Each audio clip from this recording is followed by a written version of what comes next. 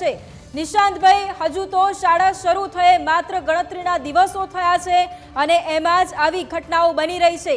આ દ્રશ્યો અમે વારંવાર એટલા માટે બતાવી રહ્યા છે કારણ કે વડોદરાની જનતાએ પણ સમજવાની જરૂર છે। સ્કૂલ વેન જાય છે અને તેમાંથી 2 બાળકો નીચે પટકાય છે। શું કહેશો? વૈભવી, સૌપ્રથમ તો ભારતીય જનતા પાર્ટીના કુશાસનમાં અને ભ્રષ્ટાચારના શાસનમાં હવે તો હદ વટાવી ગઈ છે। આજે તમે જો કે ગુજરાતના વડોદરાના કે કોઈ પણ જગ્યા ઉપર રોડ ઉપર કોઈ પણ પ્રકારનો વ્યક્તિ સુરક્ષિત નથી। તમામ જગ્યાઓ પર માત્ર ને માત્ર માનવ સર્જિત દુર્ઘટનાઓ જ થાય છે અને ભારતીય જનતા પાર્ટીની સરકાર કોઈ પણ ચમરબંધીને નહીં છોડી આ બોલવામાં જ વ્યસ્ત હોય છે। એમને માત્ર ને માત્ર જનતાના ખોબા ભરીને મત જોઈએ છે ને સરકારો બનાવી છે। એમને કોઈ પણ પ્રકારની સુરક્ષા જનતાને આપવામાં એ લોકો માનતા નથી। આ વડોદરાનો જે વિડીયો તમારી સામે આવ્યો છે કે સ્કૂલ વાનમાંથી જે રીતે નાના ભૂલકાઓ આવી રીતે પટકાય રોડ ઉપર, આ તો સારું થયું કે મહાદેવનો આશીર્વાદ કે કોઈ મોટી હોનારત ના થઈ, પરંતુ હજી પણ ભારતીય જનતા પાર્ટીની આ સરકાર જો કોઈ પગલાં નહીં ભરે તો હવે તો નાના ભૂલકાઓ, શાળામાં જતા ભૂલકાઓ પણ સુરક્ષિત નથી। કારણ કે જે રીતે ટ્રાફિકના નિયમો સદંતર રીતે તૂટતા જાય છે। તમે જો કે વડોદરામાં તો રોજ એક મોટા ડમ્પરના કારણે લોકોના અકસ્માત થાય છે। નાના વ્યક્તિઓ, નાની ઉંમરના વ્યક્તિઓના પણ મોત નિપજતા હોય છે। તો પણ જો વડોદરાની પોલીસ અથવા ગુજરાત સરકાર એના જે બનાવેલા નિયમો છે એનું પાલન કરવામાં નિષ્ફળ નીવડે છે। આજે જો કે માતા પિતાની માટે તો એક એવો રસ્તો છે કે ભાઈ એમને મજબૂરીમાં આ સ્કૂલ વાનનો ઉપયોગ કરવો પડે છે। કારણ કે જે પ્રાઇવેટાઇઝેશન થઈ ગયું છે ગુજરાતમાં, આજે ગુજરાતની શાળાઓ, એક જમાનો હતો જ્યારે કોઈ પણ સ્કૂલ પોતાની બસ સિવાય કોઈ સર્વિસ અલાઉ નથી કરતી, પણ આજે તમે જો કે પ્રાઇવેટ સ્કૂલો પાસે પોતાની બસ નથી। એટલે સરકાર પ્રાઇવેટ સ્કૂલોને સાથ સરકાર આપીને હાથે કરીને આવી વેન જે કોઈ પણ પ્રકારે રોડ વર્ધી માટે સક્ષમ નથી હોતી। તમે જુઓ કે હું કોઈ વેનના ચાલકોનો વાંક નથી કાઢતો, પરંતુ જે સ્ટાઇલથી આ વેનને ચલાવવામાં આવે છે, એમની સ્પીડ તમે જુઓ, એની અંદરની વ્યવસ્થા તમે જુઓ, જે રીતે બાળકોને અંદર ઘેટા બકરાની જેમ ભરી દેવામાં આવે છે, સુરક્ષાની કોઈ પણ પ્રકારની ફેસિલિટી નથી હોતી, તો ગુજરાત સરકાર કરી શું રહી છે? કોઈ મોટી હોનારત થાય, મોરબી જેવી કાં તો વડોદરા બોટકાન જેવી, રાજકોટ જેવી કોઈ દુર્ઘટના થાય એની રાહ જોઈ રહી છે ગુજરાત સરકાર। હવે તો શરમ આવી જોઈએ સરકારને કે જો 2 બાળકો જે રીતે પટકાય, અને એ પણ સોસાયટીનો રોડ હતો।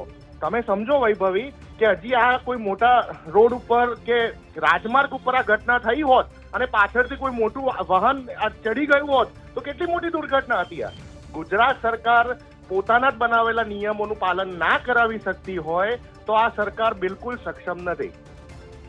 નિશાંતભાઈ, મારો સવાલ એ પણ છે કે શાળાઓ હજી હમણાં જ શરૂ થઈ છે, નવું શૈક્ષણિક સત્ર હજી હમણાં જ શરૂ થયું છે।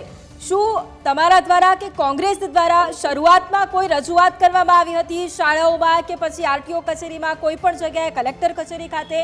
કારણ કે બાળકોના જીવનો સવાલ છે। કારણ કે અગ્નિકાંડ બાદ સતત ચેકિંગ પણ થયું, ચેકિંગના નામે ધતિંગ થયા કે શું, એ તો પછીની વાત છે। એટલે શું તમારા દ્વારા કે કોંગ્રેસ દ્વારા પહેલા પણ કોઈ રજૂઆત કરવામાં આવી હતી ખરી?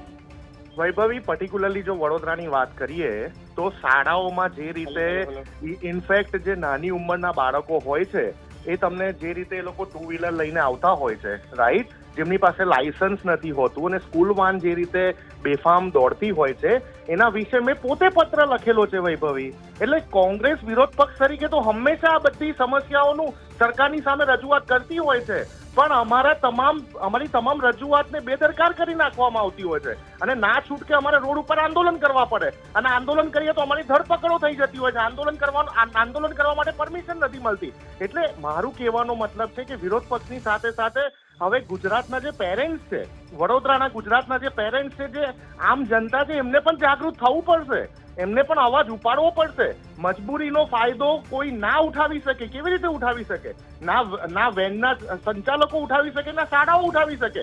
સૌથી મોટું કલ્પ્રિટ જો આ ઘટના જે આજે થઈ, 2 બાળકો વાનની બહાર પટકાયા, એમાં સૌથી મોટું કલ્પ્રિટ શાળા પોતે અને સરકાર પોતે। કેમ શાળા? કારણ કે શાળા ટ્રાન્સપોર્ટેશન આપવામાં નિષ્ફળ નીવડે છે।